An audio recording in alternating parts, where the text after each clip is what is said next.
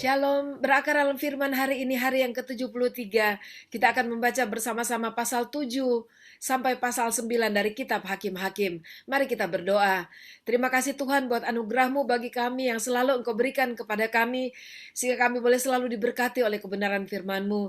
Dan kami percaya bahwa Tuhan memberkati pembacaan dan pendengaran firman kami hari ini. Dalam nama Tuhan Yesus. Amin. Pasal 7. Adapun Yerubbaal, itulah Gideon, bangun pagi-pagi dengan segala rakyat yang bersama-sama dengan dia. Lalu mereka berkemah dekat mata air Harod. Perkemahan orang Midian itu ada di sebelah utaranya, dekat Bukit More, di lembah. Berfirmanlah Tuhan kepada Gideon, terlalu banyak rakyat yang bersama-sama dengan engkau itu, daripada yang kukendaki untuk menyerahkan orang Midian ke dalam tangan mereka. Jangan-jangan orang Israel memegah-megahkan diri terhadap aku sambil berkata, tanganku sendirilah yang menyelamatkan aku. Maka sekarang serukanlah kepada rakyat itu demikian. Siapa yang takut dan gentar, biarlah ia pulang, enyah dari pegunungan Gilead. Lalu pulanglah 20.000 orang dari rakyat itu dan tinggallah 10.000 orang. Tetapi Tuhan berfirman kepada Gideon, masih terlalu banyak rakyat, suruhlah mereka turun minum air, maka aku akan menyaring mereka bagimu di sana. Siapa yang kufirmankan kepadamu, inilah orang yang akan pergi bersama-sama dengan engkau, dialah yang akan pergi bersama-sama dengan engkau. Tapi barang siapa yang kufirmankan kepadamu, inilah orang yang tidak akan pergi bersama-sama dengan engkau, dialah yang tidak akan pergi. Lalu Gideon menyuruh rakyat itu turun minum air, dan berfirmanlah Tuhan kepadanya, barang siapa yang menghirup air dengan lidahnya seperti anjing menjilat, haruslah kau kumpulkan tersendiri, demikian juga orang yang berlutut untuk minum. Jumlah orang yang menghirup dengan membawa tangannya ke mulutnya ada 300 orang, tetapi yang lain dari rakyat itu semuanya berlutut minum air. Lalu berfirmanlah Tuhan kepada Gideon, dengan ke-300 orang yang menghirup itu akan kuselamatkan kamu. Aku akan menyerahkan orang Midian ke dalam tanganmu, tetapi yang lain dari rakyat itu semuanya boleh pergi, masing-masing ke tempat kediamannya. Dari rakyat itu mereka mengambil bekal dan sangkakala.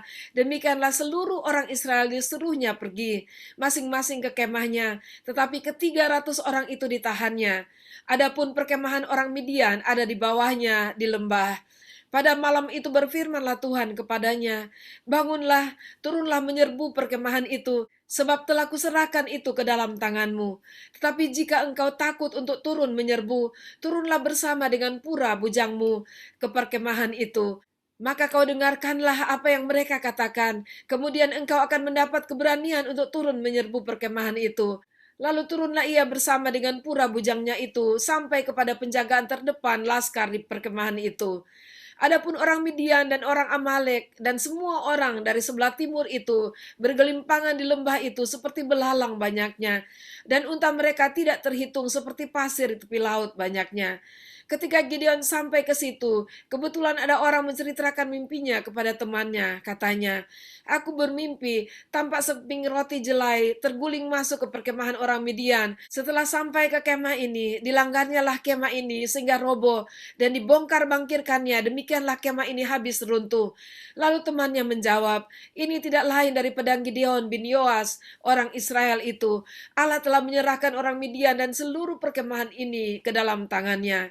Segera sesudah Gideon mendengar mimpi itu diceritakan dengan maknanya, sujudlah ia menyembah. Kemudian pulanglah ia ke perkemahan orang Israel, lalu berkata, bangunlah, sebab Tuhan telah menyerahkan perkemahan orang Midian ke dalam tanganmu. Sesudah itu dibaginyalah ke-300 orang itu dalam 3 pasukan, dan ke tangan mereka semuanya diberikannya sangkakala dan buyung kosong dengan suluh di dalam buyung itu. Dan berkatalah ia kepada mereka, perhatikanlah aku dan lakukanlah seperti yang kulakukan. Maka apabila aku sampai ke ujung perkemahan itu, haruslah kamu lakukan seperti yang kulakukan. Apabila aku dan semua orang yang bersama dengan aku meniup sangkakala, maka haruslah kamu juga meniup sangkakala sekeliling seluruh perkemahan itu dan berseru, demi Tuhan dan demi Gideon. Lalu Gideon dan ke-100 orang yang bersama-sama dengan dia sampai ke ujung perkemahan itu pada waktu permulaan giliran jaga tengah malam, malam, ketika penjaga-penjaga baru saja ditempatkan. Lalu mereka meniup sangkakala sambil memecahkan buyung yang di tangan mereka. Demikianlah ketiga pasukan itu bersama-sama meniup sangkakala dan memecahkan buyung dengan memegang obor di tangan kirinya dan sangkakala di tangan kanannya untuk ditiup, serta berseru, "Pedang demi Tuhan dan demi Gideon." Sementara itu tinggallah mereka berdiri masing-masing di tempatnya sekeliling perkemahan itu. Tetapi seluruh tentara musuh menjadi kacau balau, berteriak-teriak dan melarikan diri. Sedang ke-300 orang itu meniup sangkakala, maka di perkemahan itu Tuhan membuat pedang yang seorang diarahkan kepada yang lain. Lalu larilah tentara itu sampai ke Betsita, ke arah Sesera, sampai ke pinggir Abel Mehola dekat Tabat. Kemudian dikerahkanlah orang-orang Israel dari suku Naftali dan dari suku Asyer dan dari segenap suku Manasye. Lalu mereka mengejar orang Midian itu. Gideon menyuruh juga orang ke seluruh pegunungan Efraim dengan pesan, "Turunlah menghadapi orang Midian dan dudukilah segala batang air sampai ke Bet-bara dan juga sungai Yordan." Maka semua orang Efraim dikerahkan, lalu mereka menduduki segala batang air sampai ke Bet-bara, juga sungai Yordan. Mereka berhasil menawan dua raja Midian, yakni Oreb dan Seb. Oreb dibunuh di gunung batu Oreb, dan Seb dibunuh dalam tempat pemerasan anggur Seb. Mereka mengejar orang Midian itu, lalu mereka membawa kepala Oreb dan kepala Seb kepada Gideon di seberang sungai Yordan. Pasal 8. Lalu berkatalah orang-orang Efraim kepada Gideon, "Apa macam perbuatanmu ini terhadap kami? Mengapa engkau tidak memanggil kami ketika engkau pergi berperang melawan orang Midian?" Lalu mereka menyesali dia dengan sangat. Jawabnya kepada mereka, "Apa perbuatanku dalam hal ini? Jika dibandingkan dengan kamu, bukankah pemetikan susulan oleh suku Efraim lebih baik hasilnya dari panen buah anggur kaum Abieser? Allah telah menyerahkan kedua raja Midian itu, yakni Oreb dan Seb, ke dalam tanganmu. Apa yang telah dapat kucapai jika dibandingkan dengan kamu?" Setelah ia berkata demikian, maka redahlah marah mereka terhadap dia. Ketika Gideon sampai ke sungai Yordan, menyeberanglah ia dan ke-300 orang yang bersama-sama dengan dia. Meskipun masih lelah, namun mengejar juga. Dan berkatalah ia kepada orang-orang Sukot, "Tolong berikan beberapa roti untuk rakyat yang mengikuti aku ini, sebab mereka telah lelah, dan aku sedang mengejar Seba dan Salmuna, raja-raja Midian."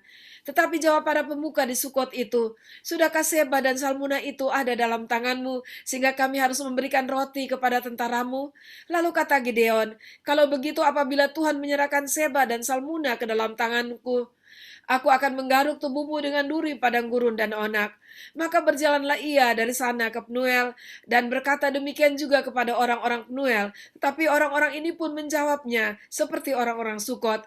Lalu berkatalah ia juga kepada orang-orang Penuel, "Apabila aku kembali dengan selamat, maka aku akan merobohkan menara ini." Sementara itu Seba dan Salmuna ada di Karbor bersama-sama dengan tentara mereka. Kira-kira 15.000 orang banyaknya, yakni semua orang yang masih tinggal hidup dari seluruh tentara orang-orang dari sebelah timur. Banyaknya yang tewas, ada 120.000 orang yang bersenjatakan pedang. Gideon maju melalui jalan orang-orang yang diam di dalam kemah di sebelah timur Nobah dan Yokbeha, lalu memukul kala tentara itu ketika tentara itu menyangka dirinya aman. Seba dan Salmuna melarikan diri, tetapi Gideon mengejar mereka dan menawan kedua raja Midian itu, yakni Seba dan Salmuna, sedang seluruh tentara itu dicerai beraikannya. Kemudian kembalilah Gideon bin Yoas dari peperangan dengan melalui pendakian Heres. Ditangkapnyalah seorang muda dari penduduk Sukot. Setelah ditanyai, orang itu menuliskan nama para pemuka dan para tua-tua Sukot untuk Gideon. 77 orang banyaknya. Lalu pergilah Gideon kepada orang-orang Sukot sambil berkata, "Inilah Seba dan Salmuna yang karenanya kamu telah mencela aku dengan berkata, 'Sudahkah Seba dan Salmuna itu ada dalam tanganmu, sehingga kami harus memberikan roti kepada orang-orangmu yang lelah itu?' Lalu ia mengumpulkan para tua-tua kota itu. Ia mengambil duri padang gurun dan onak dan menghajar orang-orang Sukot dengan itu. Juga menara Penuel dirobohkannya dan dibunuhnya orang-orang kota itu. Kemudian bertanyalah ia kepada Seba dan Salmuna, 'Di manakah orang-orang yang telah kamu bunuh di Tabor itu?' Jawab mereka, 'Mereka itu serupa dengan engkau, sikap mereka masing-masing seperti anak raja.' Lalu kata Gideon, 'Saudara-saudaraku lah itu, anak-anak ibuku. Demi Tuhan yang hidup, seandainya kamu membiarkan mereka hidup, aku tidak akan membunuh kamu.'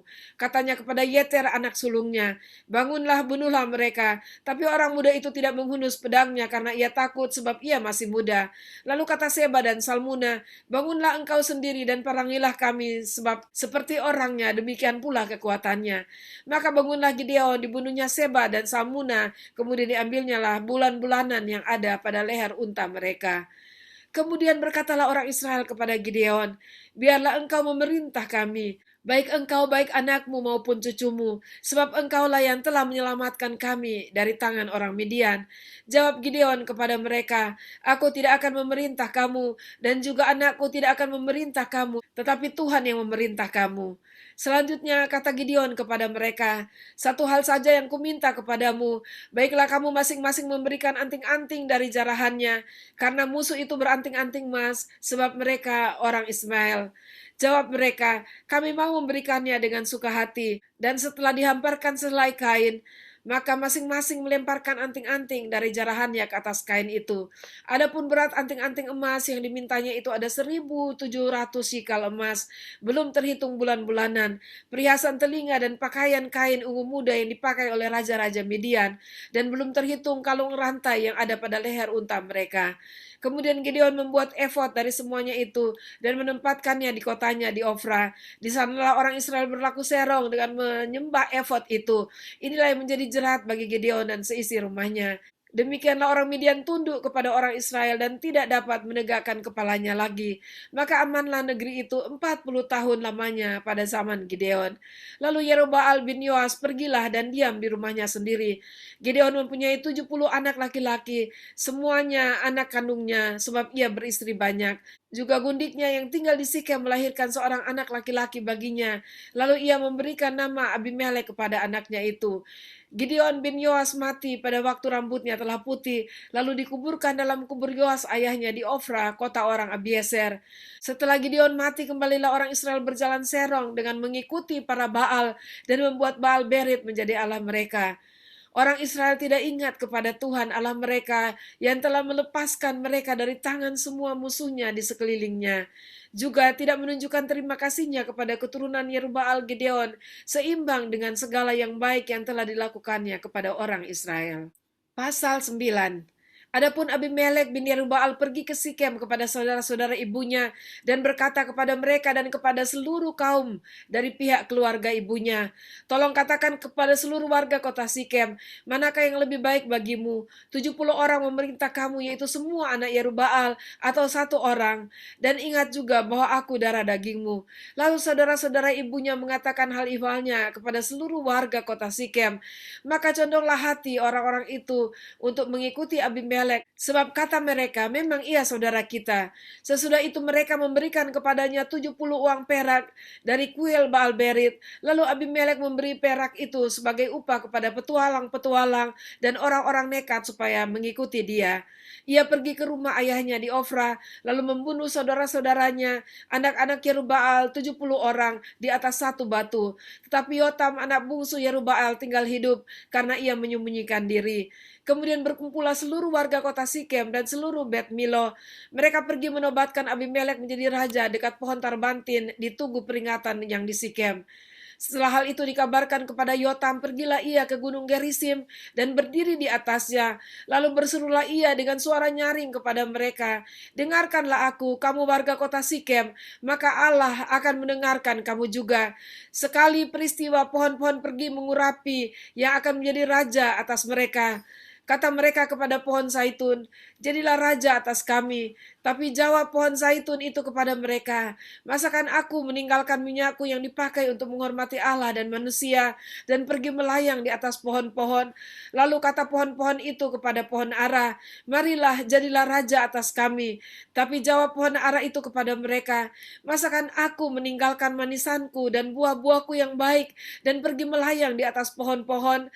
Lalu kata pohon-pohon itu kepada pohon pohon anggur, marilah jadilah raja atas kami. Tapi jawab pohon anggur itu kepada mereka, masakan aku meninggalkan air buah anggurku yang menyukakan hati Allah dan manusia, dan pergi melayang di atas pohon-pohon.